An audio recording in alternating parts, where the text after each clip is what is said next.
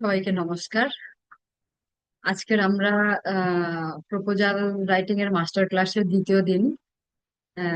আজকের আমরা কথা বলবো need assessment and problem analysis নিয়ে। তো আমরা যাব স্লাইড শোতে। স্লাইড শো করে পুরো বিষয়টা আমরা জানবো।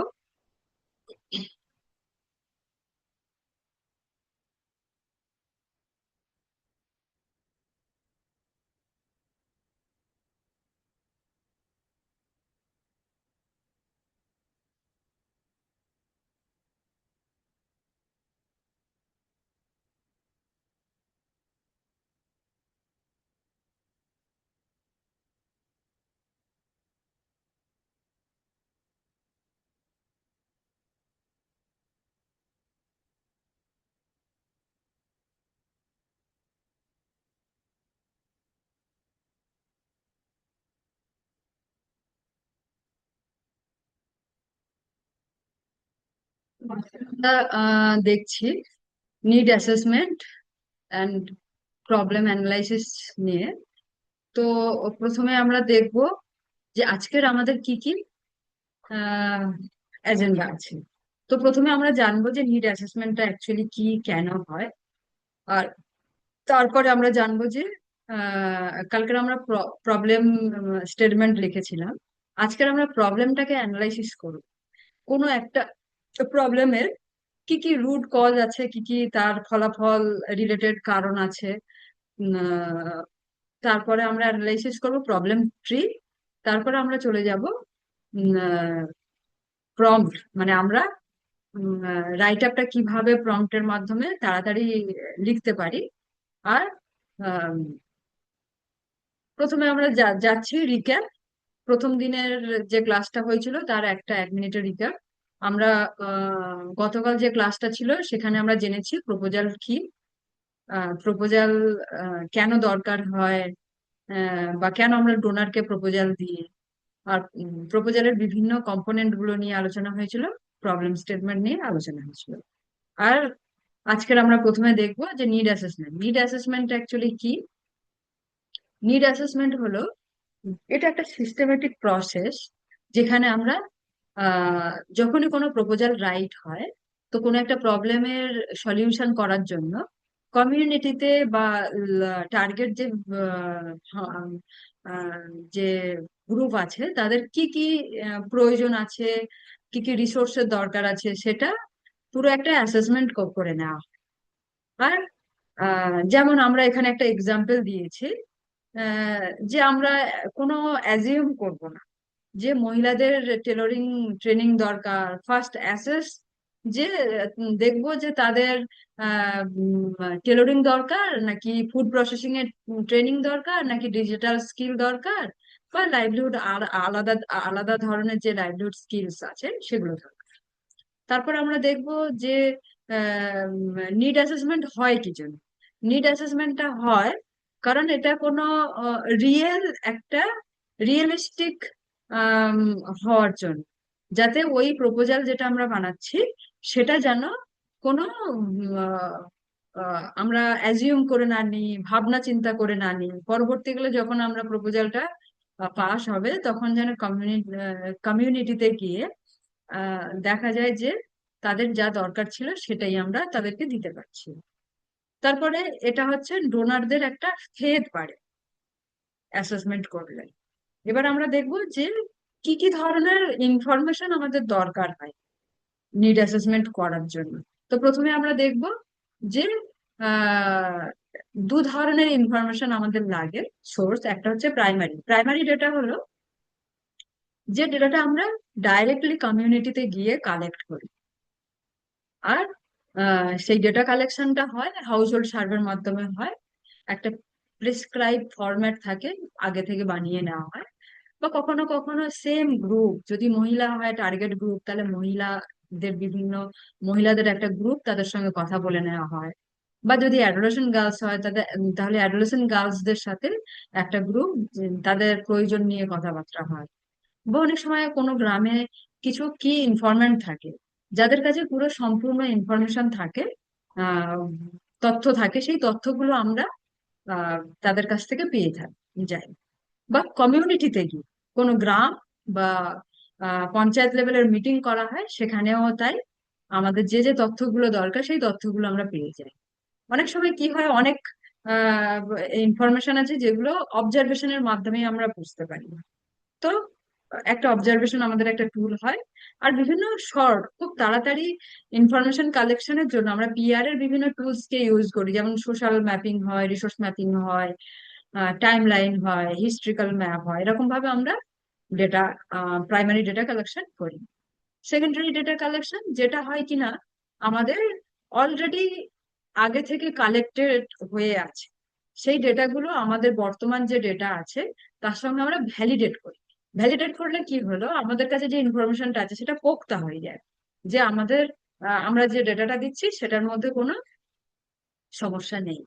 তো আমরা অনেক সময় সেন্সাস থেকে ডেটা নেই, ডেমোগ্রাফিক ডেটা নেই, বা কোনো ডিপার্টমেন্ট যে ডিপার্টমেন্টের রিলেটেড, যেমন যদি স্বাস্থ্য রিলেটেড কোনো প্রপোজাল হয়, তাহলে হেলথ সেন্টার থেকে আমরা ইনফরমেশন কালেক্ট করি। যদি বাচ্চা স্কুল এডুকেশন রিলেটেড কোনো প্রপোজাল হয়, তাহলে আমরা স্কুল থেকে ডেটা কালেক্ট করে নিই এরকম ভাবে। বা কোনো রিসার্চ স্টাডি হয়ে গেছে অলরেডি, তো সেই স্টাডি গুলো থেকেও আমরা ডেটা পেয়ে যাই।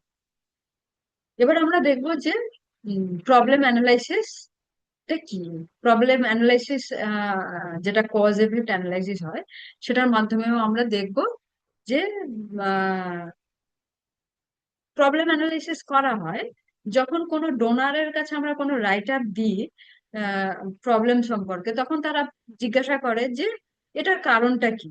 তো তখন আমাদের কাছে ওই প্রবলেমের রুট কজ কি আমরা সেটা যদি না অ্যানালাইসিস করি তাহলে আমরা বলতে পারবো না।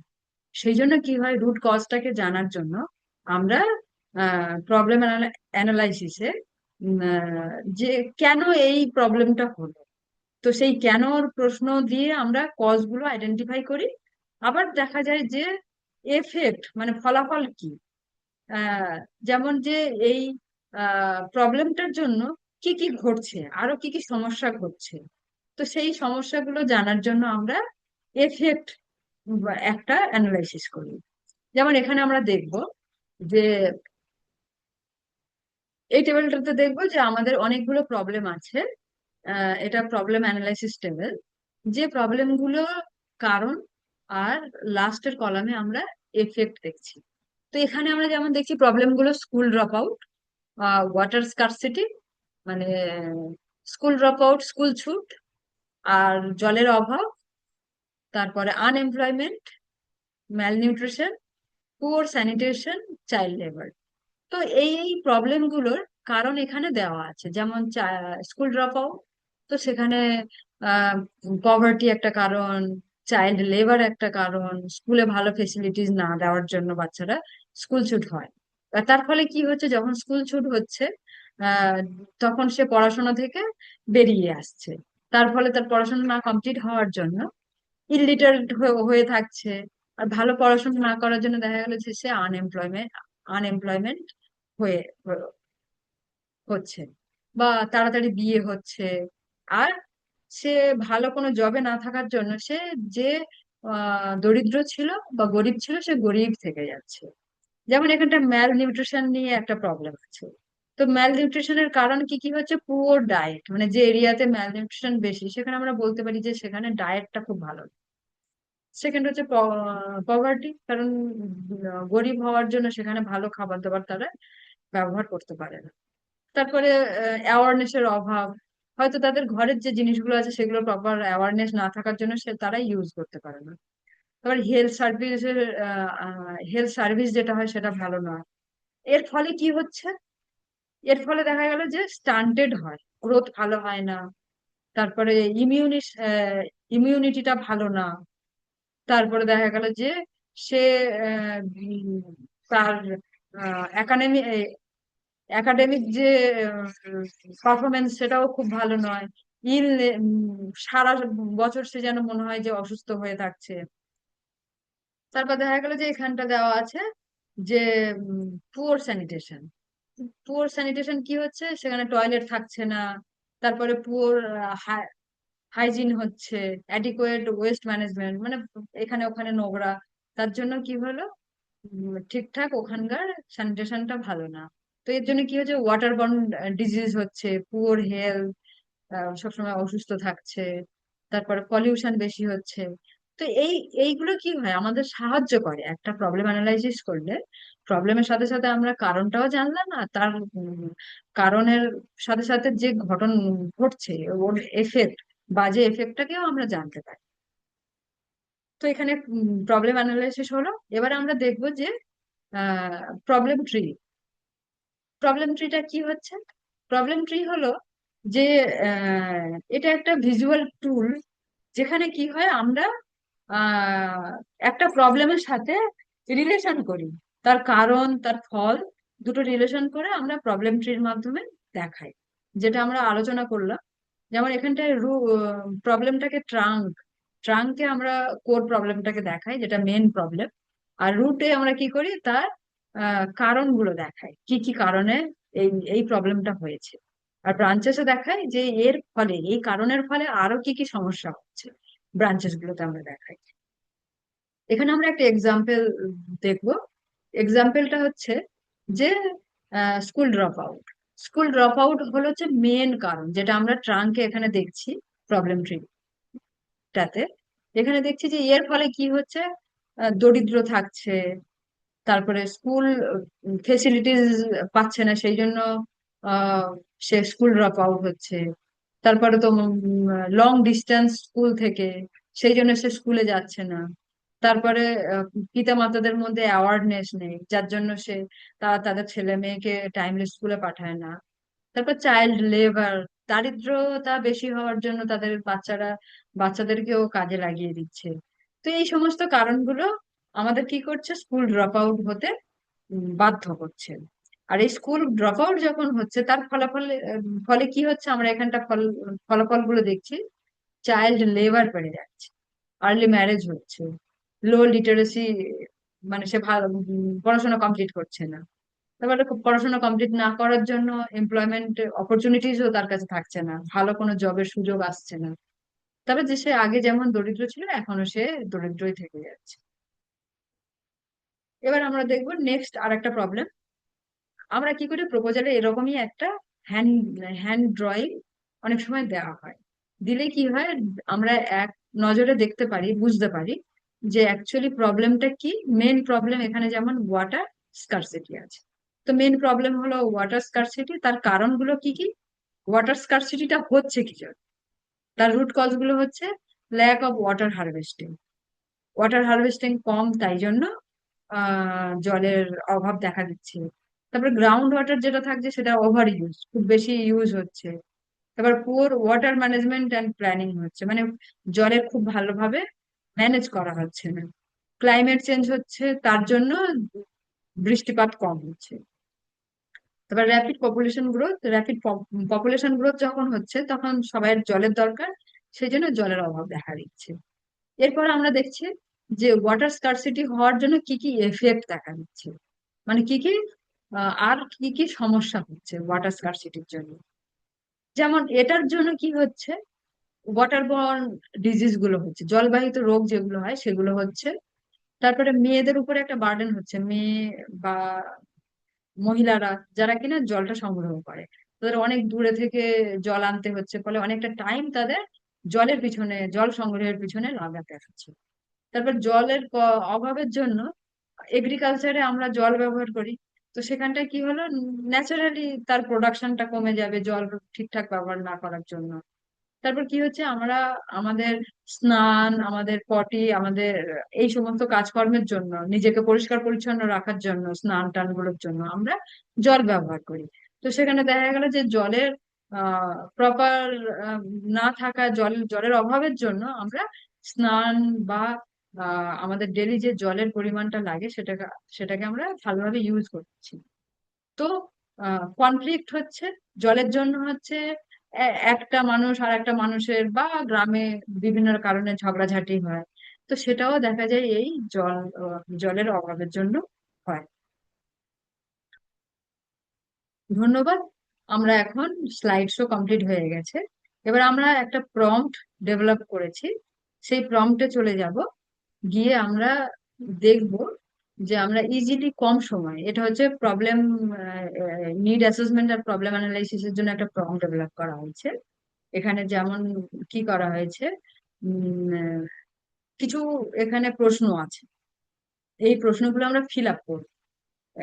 যেমন প্রজেক্টের একটা টাইটেল দেব, যদি আমাদের যেমন স্কুল ড্রপ আউট, তো আমরা দেব স্কুল ড্রপ আউট মানে ব্যাক টু স্কুল দিলাম, বা ওয়াটার স্কারসিটি তাহলে ওয়াটার কনজারভেশন দিলাম, বা কোন এরিয়াতে আমরা করতে চাইছি সেই এরিয়ার নাম দেব, ব্লক ভিলেজ ডিস্ট্রিক্টের নাম দিলে দিলাম। তারপর টার্গেট বেনিফিশিয়ারিজ, আমাদের টার্গেট বেনিফিশিয়ারিজ কারা কারা থাকছে সেটাকে আমরা এখানে লিখবো। আর এখানে আমাদের আমাদের প্রশ্নগুলো অলরেডি করানো আছে।